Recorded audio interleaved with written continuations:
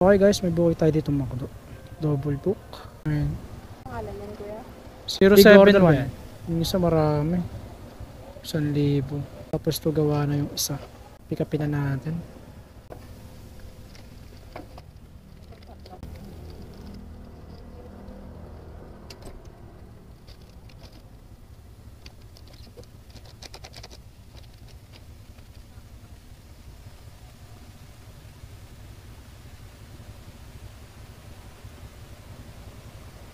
.075.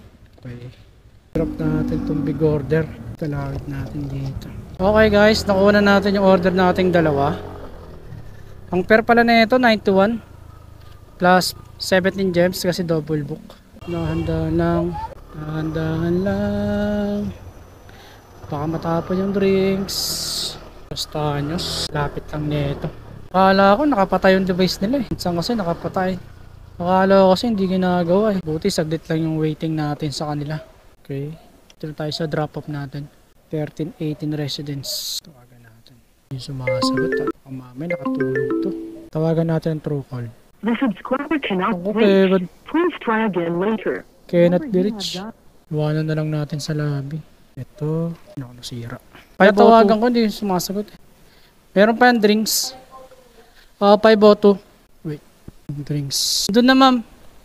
Pangalan. Fox. Doon na lang ha. Ilalim hawak ka. Pang mapatid. Thank you.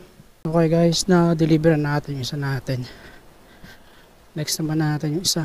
Metrooms Lady Dormitory. Wait lang. Lagyan lang natin ito sa eco bag.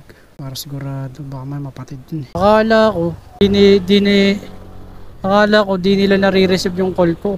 Buti ka nga, bumaba na sila. Hindi, iiwan ko na lang yun dun. Bahala na sila.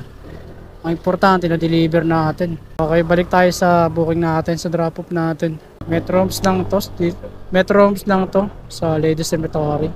Let's go! Wait lang. Ano ba? Dito matagal pa ako. Dito yan, matagal pa ako. Tapos yan, kami nasunod dyan. Note siya rito na paiwan na lang po sa guard o lobby. Thanks. Wala siyang unit, kilala na siguro to dun. Tayo naman, sunod talaga. Okay, nandito na tayo sa drop off natin. Nakatulog na si Chip. Nag-note na lang siya, Chip. Iwan na lang daw. Ayun, tapos na yung deliver natin dalawa. All goods naman, walang aberya. Hindi tayo naghintay na matagal.